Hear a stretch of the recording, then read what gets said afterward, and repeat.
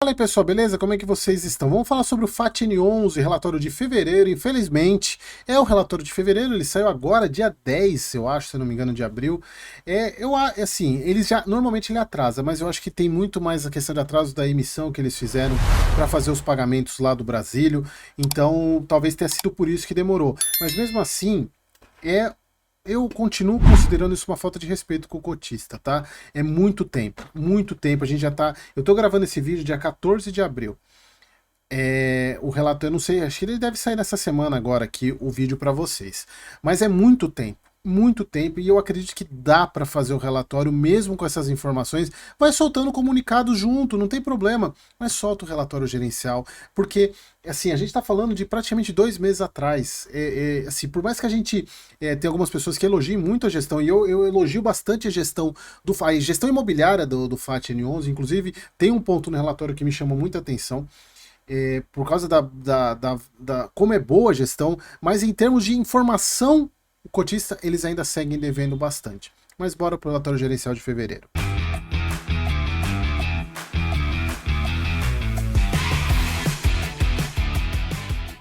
Então vamos lá, relatório de fevereiro.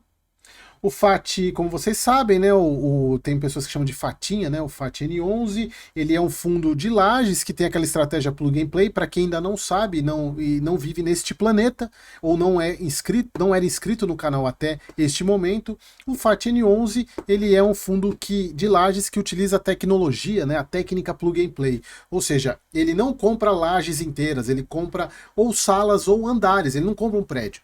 A ideia, tirando o Brasílio, claro, mas a ideia dele é colocar a sala disponível para a empresa chegar a alugar e já ocupar no dia seguinte. Por isso que eles falam essa estratégia plug and play, que é só você chegar, plugar e jogar, ou seja, e trabalhar. Então ele tem essa estratégia muito bem executada, que serve de modelo inclusive para outros fundos, como o próprio PVBI, que está copiando a estratégia para ver se resolve alguma questão de vacância de algum dos prédios. Então ela funciona super bem. Então as aquisições, somando as aquisições de fevereiro, a área privativa total passou de 27 mil para 32 mil. Isso aqui está muito em função da aquisição de uma parte lá do Brasílio, na compra que ele vai fazer aos poucos nesse prédio, por meio do fundo imobiliário. 107 lajes corporativas distribuídas em 53 edifícios, com a qualidade potencial equivalente a 93 inquilinos. Então, o valor patrimonial por cota 98, mercado 75,49. Vamos dar uma olhadinha aqui para ver quanto que este fundo está negociado agora. Vamos lá. FATN11. 75 cruzeiros, ou seja, desvalorizou um pouquinho, mas ainda assim com baita deságio em relação ao patrimonial. O fundo tem disponibilidade de 18 milhões, que é basicamente para pagar os CRIs. Ele já tem quase não tem mais nada de reserva, ele tem um pouquinho por causa de um último ganho de capital. Manteve os 80 centavos, que eu acredito que ele deva manter para os próximos resultados, para os próximos meses. Então aqui sobre os dados do fundo, 80 centavos por cota, receita de locação apresentou uma elevação de 13% em relação ao mês anterior.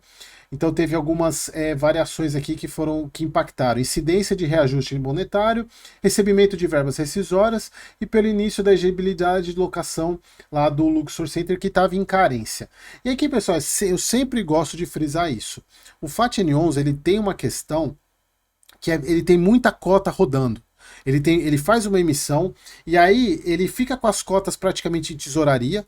Ou seja, ele está com as cotas lá já aprovadas para usar, mas elas não entram no patrimônio do fundo. Assim que ele compra uma laje por cotas, ele vai lá e despeja as cotas. Ou seja, ele dá as cotas para o vendedor e aí sim é contabilizado no patrimônio. Então, se vocês pegarem todos os meses, praticamente todos os meses você tem uma alteração na quantidade de cotas que o fundo. E é algo que eu sempre venho falando. Eles não colocam a quantidade de cotas que o fundo tem atual. E aí você tem um aumento de represente de locação de 12%, 13%, só que você teve um aumento de cotas, ou seja, acaba que este valor aqui, ele não é o valor real, porque você tem uma base de cotas maior. Acaba que fica elas por elas. É claro que você não teve um aumento de 13% de cotas, mas mesmo assim, não é esse o valor real. Bom, teve um recurso de ganho de capital da venda de ativos que a gente falou mês passado, e lá do Edifício Milênio, que gerou 500 mil, é pouca coisa, e tem 350 mil a distribuir, que vai dar um pouquinho aí para o fundo manter os pagamentos, né? Então eles falam que tem algumas outras negociações que estão em vista, inclusive eu acho que é por isso que o fundo está tranquilo para manter os 80 centavos, com potencial de ganho de capital aí de 2,7 milhões. Se ele fizer isso, provavelmente volta para os 85 centavos.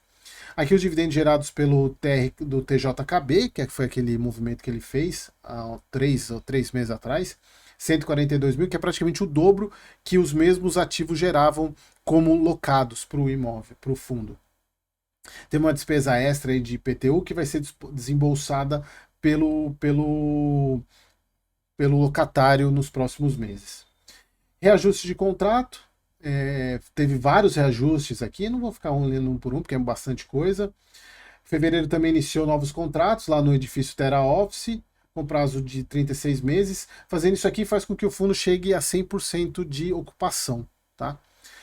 Entrando no Brasílio, pessoal, e aqui começa aquela questão que o fundo ele fez. Pessoal, não é tão simples entender, eu não vou explicar de novo, é só vocês verem o vídeo anterior ou o antes, que eu explico todo o racional da compra. O fundo vai fazer as compras aos poucos desse ativo, é uma compra onde tem metade do fundo fica no Brasil, os outros metade fica dividido em 6 fundos, e o Fatinosi vai comprando aos poucos, né? Ele já comprou acho que 29% do fundo, que é um fundo único para o prédio, né? Então ele já comprou 29%.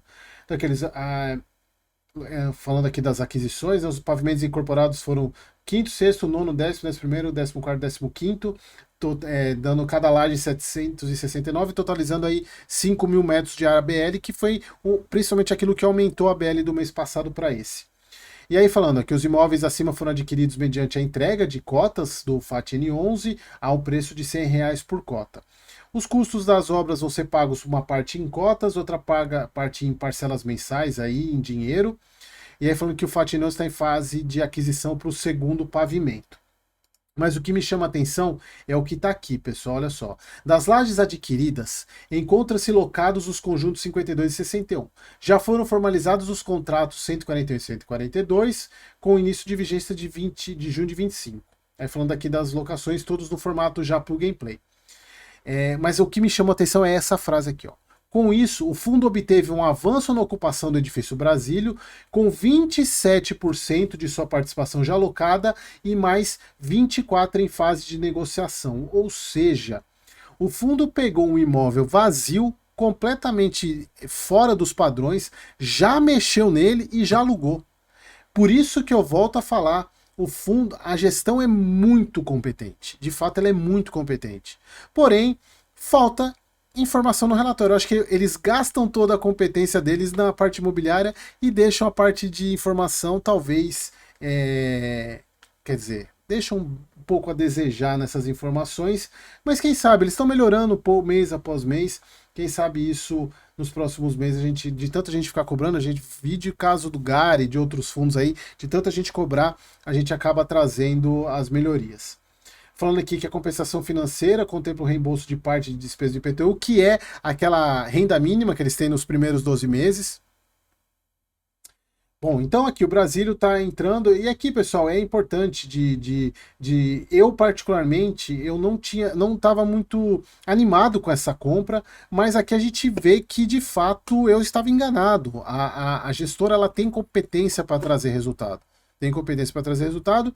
A única questão é que fica na dúvida, que eu fico sempre em dúvida quantas cotas o fundo tem e como é que a gente vê isso no próprio DRE. Primeiro aqui, ó, a parte de portfólio 100% alugado. Eles não estão considerando ainda o Brasília aqui, nessa porcentagem. Aqui o preço por metro quadrado de R$128. A gente vê nisso daqui, ó, por quê? Olha só, o fundo, ele percebe, pessoal, que ele vai aumentando. Como é que o fundo distribui 2.900.000, dá 85 centavos por cota, e agora ele está distribuindo 3.117 e é só 80 centavos por cota? Exatamente porque a quantidade de cotas aumentou. E vocês vejam que o resultado vem aumentando, e em termos de reais, mas por cota se mantém o mesmo. Por quê? A quantidade de cotas aumenta. Entendeu? Então, por isso que é algo que... E o movimento do FRA também, o quanto que o fundo tem nessa conta, que eles não falam. Se você não sabe o que é o FRA, volta o meu vídeo do mês passado ou do anterior, eu explico isso.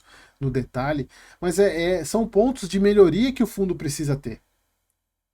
E aqui a gente vê, né, que aquela venda do Millennium, se eu não me engano, 170 mil reais de... Mas o que chamou a atenção foi o aumento da receita, quase foi compensada todos esses ganhos de capital pelo aumento da receita. Vamos ver se isso é recorrente mesmo. Mas assim, o fundo, na minha visão, continua pagando os 80 centavos aí, pelo menos esse primeiro semestre. Então aqui a parte de remuneração, que a gente já falou que caiu, né? Se não tiver venda, eu acredito que deva cair de novo, por pelo menos uns 75. Eu acho que o 75 é o mais realista para esse fundo, a não ser que tenha aquela venda que eu falei, aí provavelmente ele volta para os 85. Bom, aqui a parte de, deixa eu ver, os serviços, os segmentos, liquidez. Aqui os CRIs, né, lembrando sempre que o fundo ele tem lá a partir de setembro de 24 de 12 a 18 meses para pagar, porque a partir de outubro desse ano o segundo CRI começa a amortizar. Então aí a despesa vai para quase 1 milhão, né, de amortização, né, sem contar a despesa financeira que está indo. Mas a parte de amortização ela começa os dois em outubro. O CRI 1 já está lá, já está funcionando desde fevereiro, e o CRI, na verdade, desde fevereiro não, né? Desde setembro, se eu não me engano. E o CRI 2 começa em outubro de 25 a amortização também. E aqui os ativos, né? Falando como que é Plug and Play, para quem não conhece. É tudo pronto aqui, né? Veja, só o inquilino chegar e já está pronto para ocupar. É quase um coworking, né? Praticamente chegar e ocupar as salas. Beleza, pessoal? Então era isso. Espero que vocês tenham gostado e até o próximo vídeo.